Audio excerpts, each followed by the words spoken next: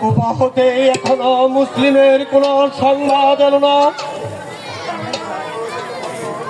আসসালামু আলাইকুম। ওয়ালাইকুম আসসালাম।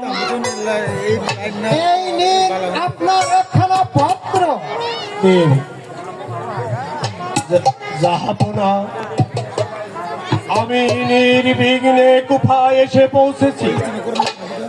জিহাদ বাদশা আমাকে সাদরে গ্রহণ করেছে। এদের প্রতি আমার আর কোনো সন্দেহ নেই।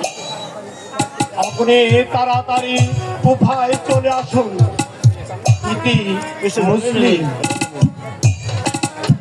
বাদশাহ, আমরা আর কোনো বিলম্ব করব না।